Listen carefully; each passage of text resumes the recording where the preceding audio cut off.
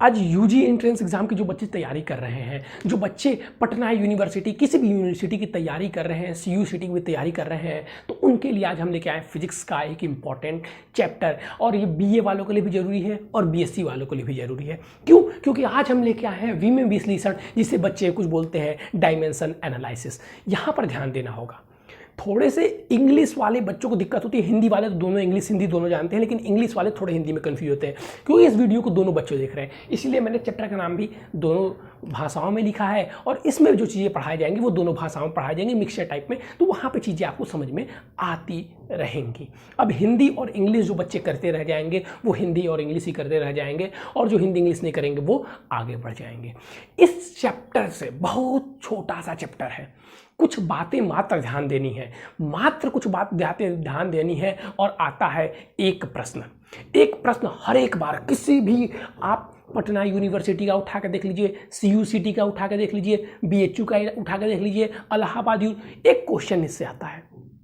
अब वो क्वेश्चन कैसा आता है? अभी तक हम कोई भी चैप्टर पढ़े हैं तो उस चैप्टर को हमने इस प्रकार पढ़ा है कि उसमें बोर्ड के किस प्रकार से प्रश्न आते हैं। जो बच्चे बिहार बोर्ड के होंगे, बिहार बोर्ड में इस चैप्टर से किस प्रकार के प्रश्न आते हैं, सीबीएसई बोर्ड में इस प्रकार से किस प्रकार के प्रश्न आते हैं, यूपी वाले देखेंगे यूपी बोर्ड में इस चैप्टर से किस प्रकार के प्रश्न आते हैं, चाहे वो डिराइवेशन हो, फॉर्मूला हो, हम उस हिसाब से पढ़ते थे। लेकिन जो एंट्रेंस एग्जाम है वहाँ पर आपको ऑप्टिकल क्वेश्चन आएगा, टिक मार्क का क्वेश्चन, तो वहाँ पर किस प्रकार के क्वेश्चन आते हैं वो चीज़ें हम आपको यहाँ पर बताएंगे। तो ये विमेय विश्लेषण क्या है? किसी भी मात्रक को, किसी भी वस्तु के मात्रक को एक विमा के रूप में, दो तीन राशियों के रूप में, दो तीन चिन्ह के रूप में हम व्यक्त कर देते हैं, उसी को हम विमेय विश्लेषण बोलते हैं। अब यहाँ पे हम आपको फॉर्मूला तो पढ़ाएंगे नहीं, क्योंकि फॉर्मूला आपको आने वाला है नहीं, या हम लगे आपको इसका डिफिनीशन पढ़ाने, क्योंकि अपना 12th की आप तैयारी कर रहे हैं, 11th की आप तैयारी कर रहे हैं एंट्रेंस एग्जाम की। तो इसको पढ़ने से पहले दो तीन चीजें आपको पता होनी चाहिए। पहला पता होना चाहिए हमें मूल मात्रक, जिसे हम फंडामेंटल यूनिट भी बोलते हैं। ओवर स्मार्ट बनिए भैया, कुछ बच्चे ओवरलैप कर जाते हैं वीडियो को, तो बीच बीच में जो चीज़ें बताई जाती हैं वो भूल जाते हैं। तो पहली चीज़ बताई जा रही है मूल मात्रक, या यानी कि फंडामेंटल यूनिट। तो क्या होते हैं मूल मात्रक और फंडामेंटल यूनिट, वो हम देखने वाले हैं। तो हेडिंग यहाँ पर हम डाल देते हैं मूल मात्रक।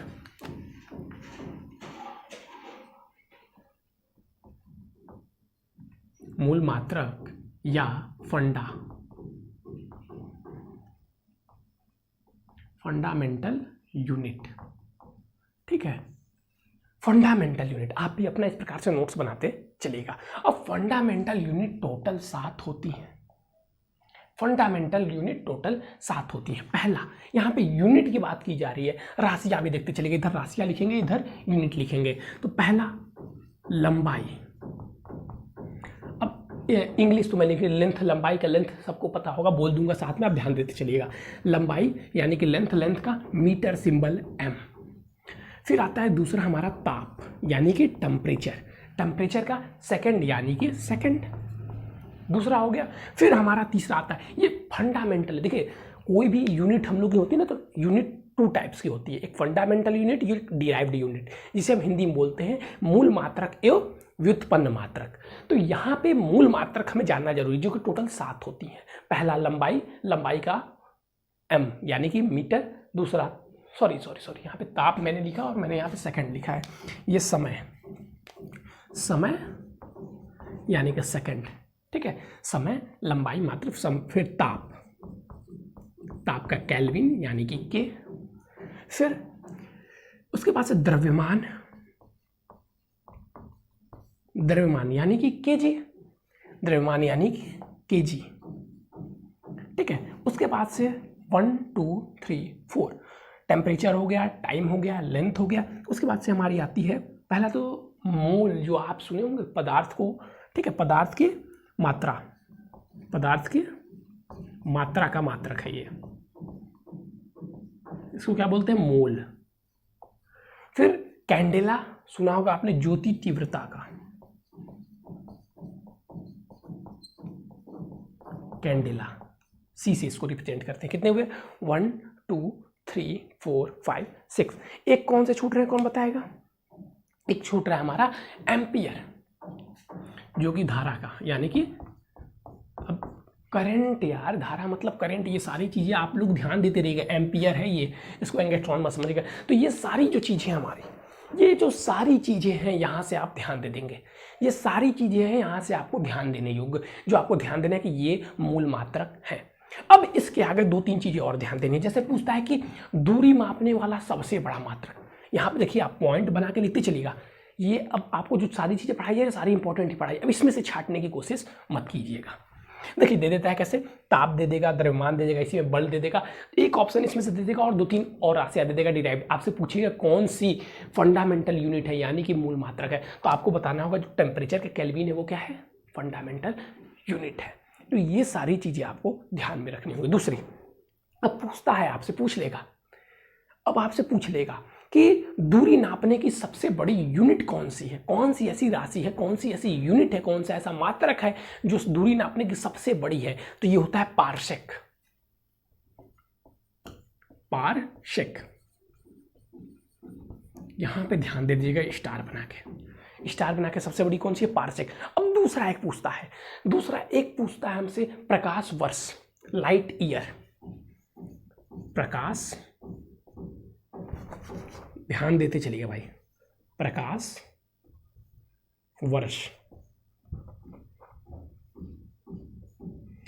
वर्ष जिसे हम लाइट ईयर बोलते हैं।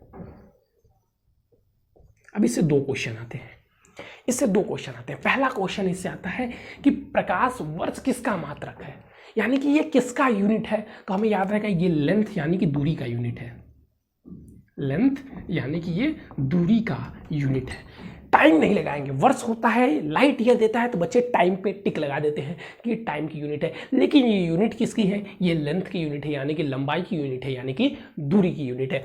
अब एक क्वेश्चन इसमें और पूछ लेता है कि 1 लाइट ईयर इक्वल टू कितने किलोमीटर या कितने मीटर होते हैं, तो आपको यहां पे याद रखना होगा कि 1 लाइट ईयर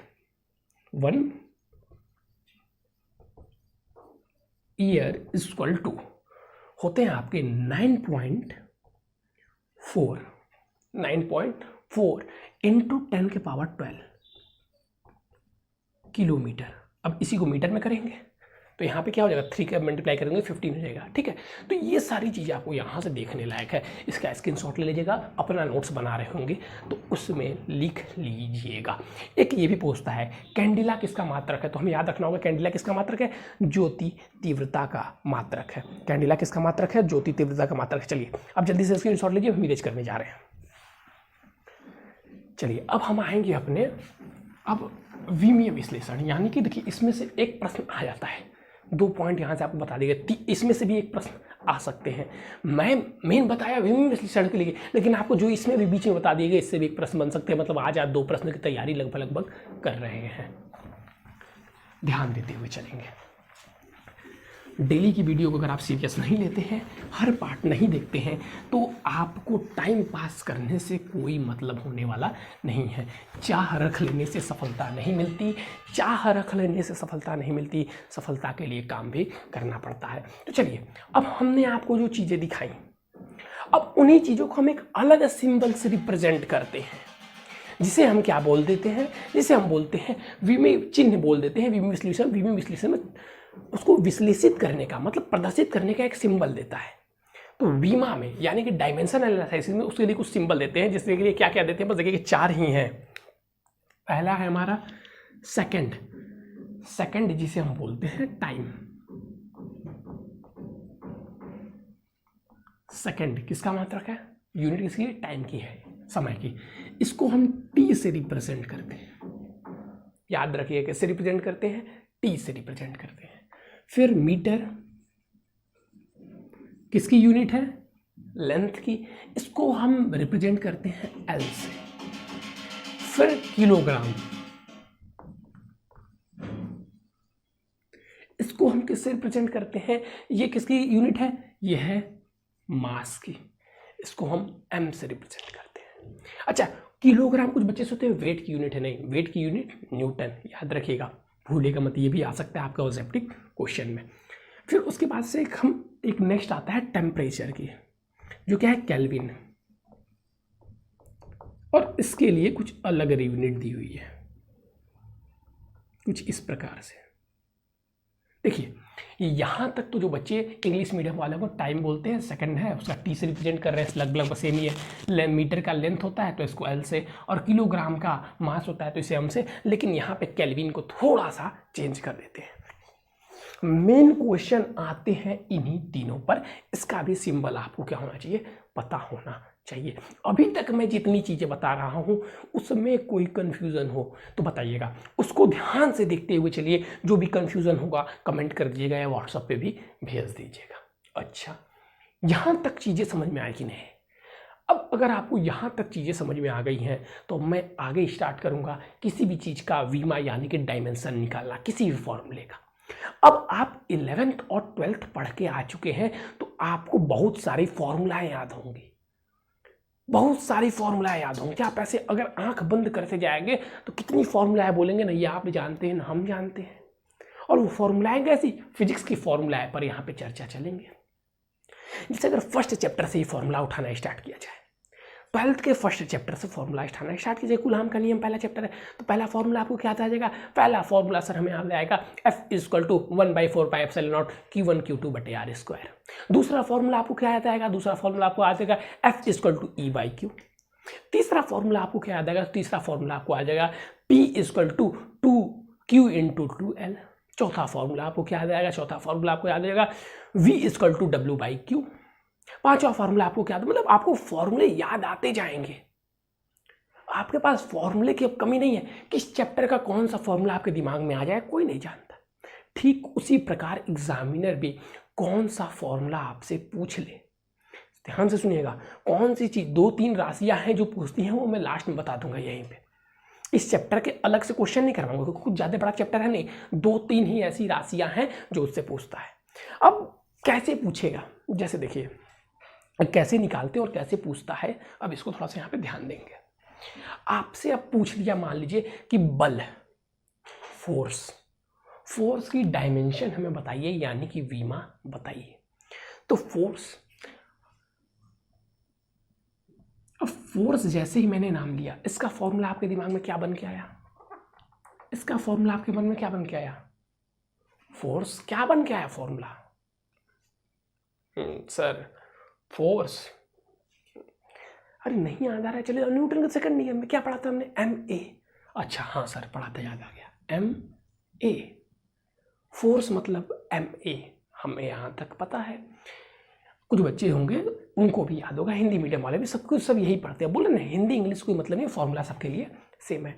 अब हमें यहाँ पे मास बोले या द्रव्यमान बोले, जो भी बोले, तो F रहेगा। हमें निकालनी किसकी है, फोर्स की हमें डायमेंशन निकालनी है, फोर्स की डायमेंशन यानी कि वीमा निकालनी है। तो अब यहां पर M का क्या होता है, हम इसका क्या लिखेंगे, यूनिट लिखेंगे। क्या लिखेंगे, यूनिट। कौन सी यूनिट, जो फंडामेंटल यूनिट में लिखेंगे, फंडामेंटल यूनिट में लिखेंगे। तो M का क्या, क्योंकि यहां पे तो हमें फोर्स की यूनिट डायरेक्ट न्यूटन पता थी, हम डायरेक्ट न्यूटन ही लिख सकते थे, लेकिन न्यूटन के लिए कोई भी यहाँ पे स्पेशल केस की वीमा में डिस्क्राइब नहीं किया गया है, कोई भी सिंबल नहीं दिया गया है किसके लिए, बस जो फंडामेंटल यूनिट होती थी उसमें से भी केवल 4 को। तो इन्हीं चारों पर हमें सारे काम करने हैं। तो पहले तो इस फंडामेंटल से मतलब हमें नहीं है, तो जब इस डिराइव्ड यूनिट से हमें मतलब नहीं है तो फंडामेंटल के लिए हमें इसे फंडा के मेंटल में घुसना पड़ेगा, और उसके फंडा के मेंटल में घुसने के लिए हमें उसका फॉर्मूला आना चाहिए। तो रहा इसका फॉर्मूला ये। तो अब हमें यहाँ पता है मास यानी कि द्रव्यमान का मात्रक है kg, और एक्सेलरेशन का क्या होता है यूनिट, मीटर पर सेकंड स्क्वायर। एक्सेलरेशन का यूनिट क्या होता है, मीटर पर सेकंड स्क्वायर, मीटर पर सेकंड स्क्वायर। अब अगर आपने थोड़ी सी भी पढ़ाई की होगी बचपन में तो हमने क्या पढ़ा था कि अगर किसी के 2 के पावर -2 है, 2 के पावर 2 है, सॉरी 2 के पावर 2 है, a = 2 के पावर 2 है, तो हम लिख सकते हैं a = 2 के पावर -2 भी लिख सकते हैं। पावर ऊपर जाता है तो माइनस हो जाता है, पावर ऊपर जाता है तो माइनस हो जाता है। तो ठीक इसी प्रकार यहाँ से हम F इक्वल टू क्या लिख सकते हैं, लिख सकते हैं kg into meter into second के पावर -2। सेकेंड ऊपर चला गया। अब अगर आपको इतनी चीज़ें यहाँ पे करनी आ रही है तो बस आप यहाँ पर F की डायमेंशन निकाल चुके हैं और डायमेंशन को लिखने के लिए एक ब्रैकेट लगाते हैं, बिग ब्रैकेट, याद रखिएगा। अब देखिए जहाँ पे kg है वहाँ पे इसका सिंबल क्या निकाला गया है, m, तो वहाँ पे हम लिख देंगे m। और जिस चीज़ के पावर कुछ नहीं होता वहाँ पे 1 होता है, ये हमें पता है। जहाँ पे मीटर है वहाँ पे लिख देंगे क्या, l। और जहाँ पे सेकंड है वहाँ पे लिख देंगे क्या, t। अब सेकंड के जगह तो हम t लिख दिए, लेकिन इसके पावर में भी है -2, तो mLT-2 हो गया डायमेंशन किसका, फोर्स का। देखिए इतनी चीज़ें आसानी से आपको मैंने समझाई है, पूरा प्रयास किया है कि ये चीज़ें आपको समझ में आ जाएं, ये चीज़ें आपको समझ में आ जाएं। अगर आप ये चीज़ समझने में प्रॉब्लम हो रही है तो फिर से एक बार ध्यान दीजिएगा। हमने क्या किया, यहाँ पे फोर्स की डायमेंशन निकालना था, तो हमें फोर्स की यूनिट तो पहले से पता थी कि न्यूटन होती है या डाइन होती है, जो भी आप याद किए होंगे। 99.99 को पता होगा कि फोर्स की यूनिट न्यूटन है, लेकिन न्यूटन के लिए हमारे पास कोई भी सिंबल डिराइव नहीं था। तो हमें सिंबल डिराइव करना है, हमें किसी का डायमेंशन पता करना है, तो हमारे लिए बस यही 4 सिंबल हैं। और ये क्या है, ये जो न्यूटन है वो डिराइव्ड यूनिट है, और हमें पता है कि किसी भी डिराइव्ड यूनिट की कुछ न कुछ फंडामेंटल यूनिट से ही बना होता है डिराइव्ड यूनिट। डिराइव्ड यूनिट का फॉर्मूला यही होता है, व्युत्पन्न राशियों का फॉर्मूला क्या होता है, वे राशियां जो मूल मात्रक के राशियों से बनी हुई होती है, 2 या 2 से अधिक मूल राशियों से बनी हुई होती है। तो ठीक इसी प्रकार हमें पता चला कि फोर्स का फॉर्मूला क्या होता है, फोर्स का फॉर्मूला मास इनटू एक्सेलरेशन होता है। अब मास का हमें पता चला कि मास क्या है, मास एक मूल राशि है, यानी कि फंडामेंटल क्वांटिटी है। अब इस फंडामेंटल क्वांटिटी की फंडामेंटल यूनिट kg होती है, इसीलिए मैंने आपको ये चीज़ें पहले ही लिखवा दी थी कि आप एक बार पढ़ लें। फिर एक्सेलरेशन, अब एक्सेलरेशन की यूनिट क्या होती है, मीटर पर सेकंड स्क्वायर। तो मीटर भी क्या है, फंडामेंटल यूनिट है, सेकंड भी क्या है, फंडामेंटल यूनिट है। तब यहाँ पे कुछ चेंज करने की आवश्यकता है नहीं। फिर हमने देखा कि kg को रिप्रेजेंट हम करते हैं किससे, m से, तो m लिख दिया, मीटर को l से तो l लिख दिया, और सेकंड को t से तो t लिख दिया। बन के आ गई हमारे सामने डायमेंशन, इसको एक ब्रैकेट में बंद कर देंगे। यही है बस डायमेंशन निकालना, यही है बस डायमेंशन निकालना। एक और करवाऊंगा इजी सा, उसके बाद से लेके आऊंगा सबसे ज्यादा पूछा जाने वाला डायमेंशन। मतलब पता नहीं क्यों कुछ चीजें होती है ना कि पसंदीदा हो जाती हैं लोगों की। कोई मूवी जैसे देखिए आई एकदम फेवरेट, जैसे बाहुबली 2 आई सबकी पसंदीदा हो गई, तो वैसे कुछ फॉर्मूले हैं यूनिट वाले भी जो सबके पसंदीदा है। कोई भी एग्जामिनर पेपर बनाने बैठता है तो पता नहीं कहाँ से वही उसके दिमाग में पहले आ जाता है। तो ठीक उसी चीज़ को हम ध्यान में देंगे, कौन सा ऐसा यूनिट है, कौन सा ऐसा क्वांटिटी है जो अधिक बार पूछा जाता है, तो मैं वो 1-2 आपको बता दूंगा। ठीक है, तो यहाँ तक आप समझ गए होंगे। तो चलिए मैं एक और एग्जाम्पल ले लेता हूँ आपके सामने ही, और वो एग्जाम्पल इस बार हम लेंगे किसका, ले बताइए।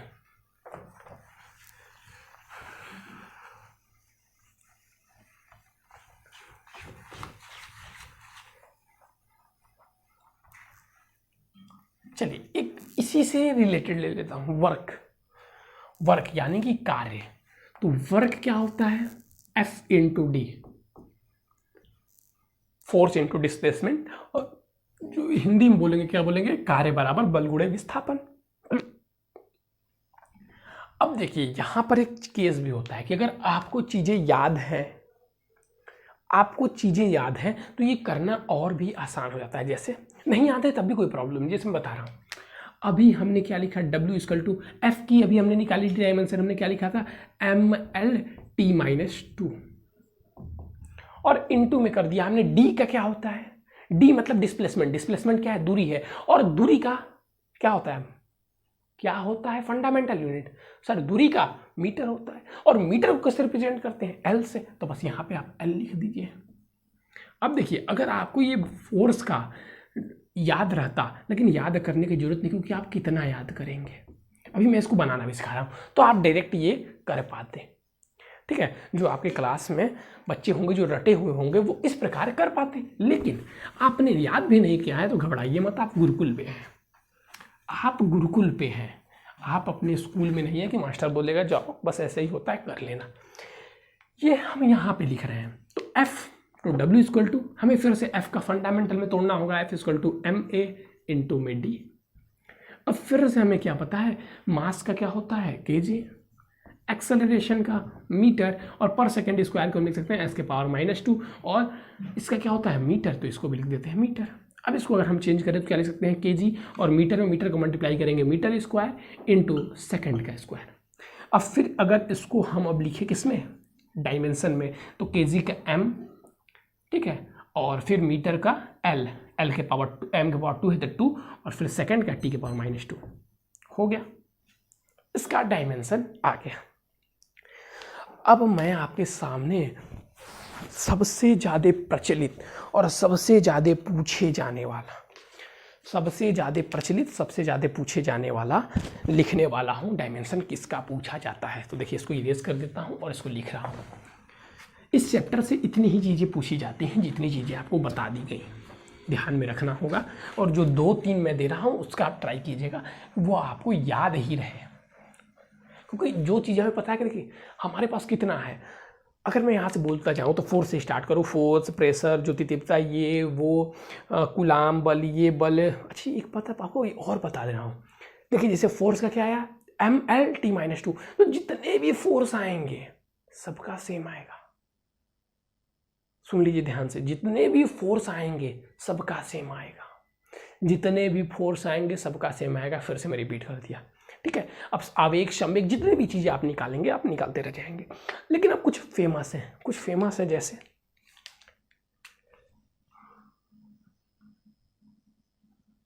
ये क्या है सर, ये क्या लिख दिए आप, देखो उसको, वो क्या है, कैपिटल जी।